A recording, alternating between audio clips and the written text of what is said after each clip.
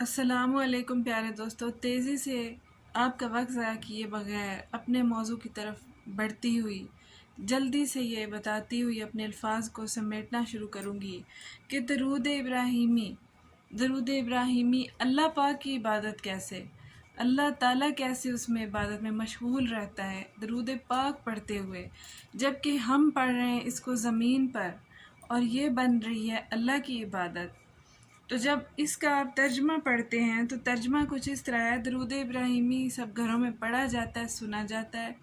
لیکن آج کا جو میرا موضوع ہے وہ یہ ہے کہ جب ہم گھر میں محفل کراتے ہیں، جب ہم میلاد کراتے ہیں، اس کے اندر صرف درود پاک نہیں بلکہ اس کے اندر نعتیں پڑھی جاتی ہیں، اس کے اندر چھوٹے چھوٹے اشعار پڑھے جاتے ہیں، اس کے اندر چھوٹی چھوٹی تقریریں ہوتی ہیں، اور جس میں آپ حضور پاک صلی اللہ علیہ وآلہ وسلم کی حمد و ثنا بیان کی جاتی ہے۔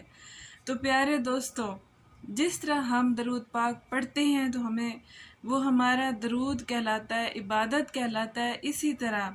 جب ہم میلاد کراتے ہیں اور نعت خوانی کرتے ہیں، ہم پڑھتے ہیں، نعت پڑھتے ہیں، ان کی مدح سرائی کرتے ہیں، تو وہ بھی درود ہی کا حصہ کہلاتا ہے۔ یہ ایک نہایت نازک اور فقہی مسئلہ ہے جس کو میں بغیر تحقیق کیے آپ کے سامنے پیش کرنے سے قاصر تھی، اور میرا ناقص علم اس قابل نہیں تھا کہ میں اتنا بڑا ایک مسئلہ بیان کر سکوں کہ جس کے اندر میں یہ کہہ سکوں کہ جب ہم محفل منعقد کرتے ہیں یا مجلس برپا کرتے ہیں تو وہ ساری کی ساری عبادت درود کے برابر کہلاتی ہے۔ جب ہم شان پڑھتے ہیں محمد صلی اللہ علیہ وآلہ وسلم کی اور ان کی آل پاک کی، تو جتنی دیر ہم نوحہ خوانی کرتے ہیں، جتنی دیر ہم نعت پڑھتے ہیں، جتنی دیر ہم مرثیہ خوانی کرتے ہیں، جتنی دیر بھی ہم ان کے ذات پر جو بھی فضائل ہیں ان کے بیان کرتے ہیں، چاہے وہ کسی واقعے کو یاد کرنا ہو جیسے غزوہ خیبر، غزوہ خندق، غزوہ حنین یا واقعہ کربلا، یہ سب درود کہلاتا ہے۔ اس کا ثواب بھی اتنے ملتا ہے جتنا کہ درود پاک پڑھنے کا۔ تو پیارے دوستو، میں آج اس بات کو قرآن و حدیث سے ثابت کروں گی کہ یہ جتنی دیر ہم میلاد کرتے ہیں یا ہم مجلس کرتے ہیں، وہ کس طرح درود کے برابر درجہ رکھ سکتی ہے، وہ کس طرح عبادت کے برابر درجہ رکھ سکتی ہے۔ اس کے لیے مجھے جو تحقیق کرنا پڑی اور اپنے علم و فراست اور اپنی فہم و فراست سے بڑھ کر مطالعہ کرنا پڑا تاکہ میں ایک ایسا نقطہ سامنے لے آؤں کہ جس پر کوئی بھی بندہ جو ہے وہ شکایت نہ کر سکے یا اس کو رد نہ کر سکے۔ تو آپ جب درود ابراہیمی پڑھتے ہیں تو میرے اس نقطے کی وضاحت درود ابراہیمی میں ہی موجود ہے۔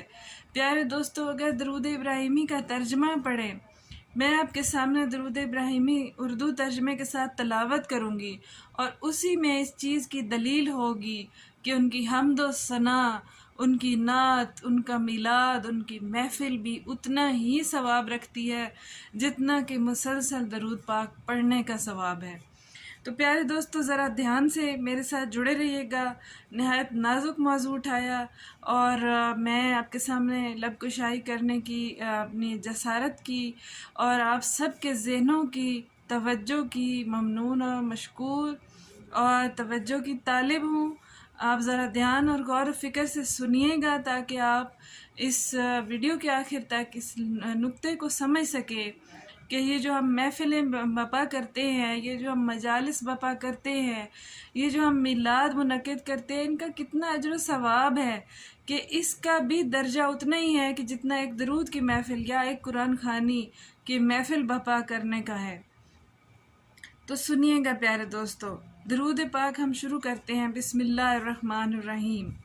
اللہم صلی علی محمد وعلی آل محمد۔ آپ بھی میرے ساتھ درود پاک پڑھتے آئیے۔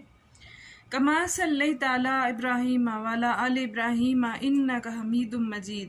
اللہم بارک علی محمد وعلی آل محمد کما بارکت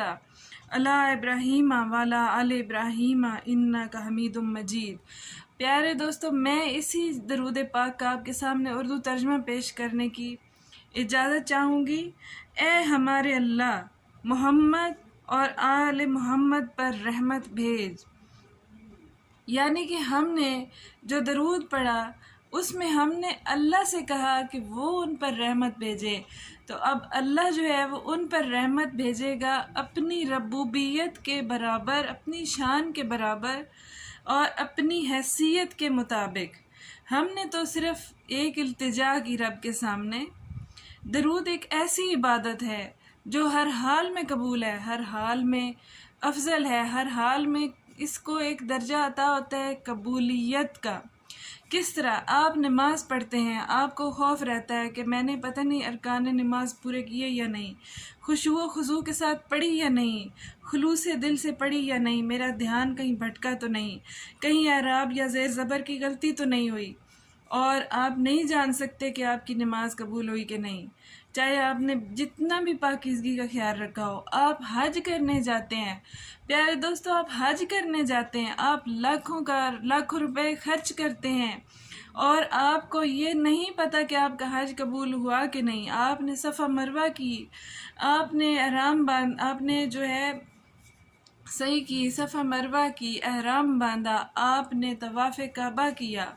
لیکن آپ منا پر گئے، آپ نے شیطان کو کنکریاں ماری،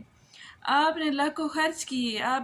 اپنے وطن کو چھوڑ کر گرمی اور سردی کی صعوبتیں اٹھاتے رہے، آپ نے رزق حلال کا پیسہ اکٹھا کیا حج کرنے کے لیے، اس کے باوجود کوئی نہیں کہہ سکتا کس یقین سے کہ میرا حج قبول ہوا کہ نہیں۔ آپ نے صبح صادق سے پہلے، طلوع آفتاب سے پہلے روزہ رکھا، اور گرمی کی اور ہر طرح کی تکلیفیں اٹھائیں، پیاس کی تکلیفیں اٹھائیں، جھوٹ سے، ہر چیز سے کنارہ کشی کی، کھانے سے، پینے سے، شوہر سے،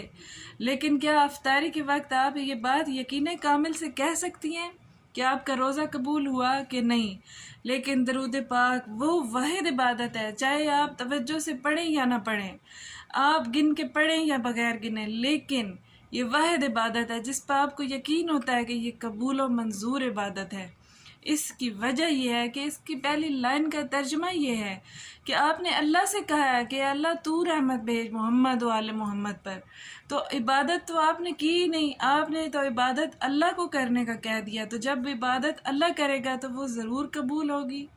اس میں کوئی شک نہیں ہونا چاہیے کہ پھر وہ قبول نہیں ہوگی۔ پہلی بات تو میرا خیال ہے آپ کو یہاں تک سمجھ میں آ گئی ہوگی۔ اس سے بعد جب ہم کہتے ہیں محمد اور آل محمد پر رحمت بھیج، تو اس سے مراد آپ صلی اللہ علیہ وآلہ وسلم کی آل پاک ہے، اور آل پاک سب جانتے ہیں کہ آپ کے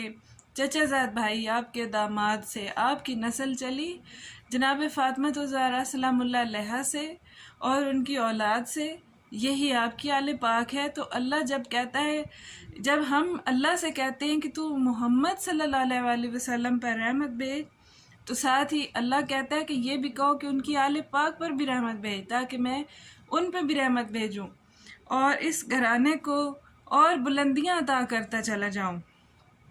جس طرح تو نے ابراہیم اور آل ابراہیم پر رحمت بھیجی تھی۔ بے شک تو تعریف کیا گیا پاک ہے، اے ہمارے اللہ، محمد اور آل محمد پر برکتیں بھیج، جس طرح تو نے ابراہیم اور آل ابراہیم پر برکتیں بھیجی تھی۔ بے شک تو تعریف کیا گیا اور پاک ہے۔ پیارے دوستو، یہ جو میرا جو موضوع ہے کہ کیا میلاد اور محافل کی بھی اتنی ہی فضیلت ہے جتنی کہ درود پاک اور قرآن خوانی کی محافل کی، اور یہاں پر میں نے ایک فقہی مسئلہ چھیڑا کہ اتنی ہی فضیلت ہے جتنی درود پڑھنے کی، تو اس بات کی دلیل اس سے درود ابراہیمی کی آخری لائن میں حمید مجید میں موجود ہے کہ حمد کیا گیا۔ حمید عربی کا لفظ ہے، اللہ کا نام ہے، اللہ تعالی حمید بھی ہے، حمد کیا گیا جس کی تعریف کی جائے، حمید بھی ہے اور حامد بھی ہے، یعنی کہ وہ حمد کر بھی رہا ہے اور اس کی حمد ہو بھی رہی ہے۔ تو وہ حمد کس کی کر رہا ہے؟ محمد و آل محمد کی حمد کر رہا ہے، اور مجد سے نکلتا ہے، ماجد سے، برکتوں والا۔ تو جب آپ یہ بآخری جملہ پڑھتے ہیں حمید مجید، یعنی کہ بے شک تو تعریف کیا گیا اور پاک ہے، تو مجید سے مراد ماجد پاک کرنے والا، اور مجید پاک کیا گیا۔ تو جب آپ یہ محفلیں منعقد کرتے ہیں تو آپ اس میں کیا کرتے ہیں؟ آپ اس میں ان کی پاکی ہی تو بیان کرتے ہیں، محمد والے محمد کی۔ آپ کا موضوع سخن ان محفلوں میں، نعت خوانی میں ان کی حمد، ان کی تعریف ہی ہوتا ہے، جو درود ابراہیمی کے آخر کا حصہ ہے۔ تو گویا اس سے یہ چیز ثابت ہو گئی کہ جب آپ محافل منعقد کرتے ہیں، درود ابراہیمی کے آخری لائن کا ترجمہ یہی ہے کہ پہلے حصے میں ہم کہہ رہے ہیں کہ اللہ تو ان پر رحمتیں اور برکتیں بھیج، اور دوسرے حصے میں ہم کہہ رہے ہیں کہ تو ان کی تعریف کر، تو ان کی حمد کر، تو ان کی ثنا کر، جس طرح تو تعریف کیا گیا ہے، تو حمد کیا گیا ہے، تو ثنا کیا گیا ہے۔ تو حمد و ثنا میں یہ نعت خوانی شامل ہے، حمد و ثنا میں یہ مجالس، یہ محفلیں، یہ تفاسیر شامل ہیں۔ تو گویا جتنا وقت بھی ہم ان محفلوں میں گزارتے ہیں، اتنا ہی جتنی دیر بھی ہم اس موضوع پر گفتگو کرتے ہیں جس میں کہ محمد و آل محمد کی تعریف شامل ہوتی ہے، حضرت ابراہیم و آل ابراہیم کی تعریف شامل ہوتی ہے، وہ وقت بھی اس طرح ہے گویا کہ ہم درود پڑھ رہے ہیں۔ تو ایک بار درود سے اپنی زبانوں کو معطر کر دیجئے اور لازمی بتائیے گا کہ آپ کو یہ ویڈیو کیسی لگی۔ بہت شکریہ۔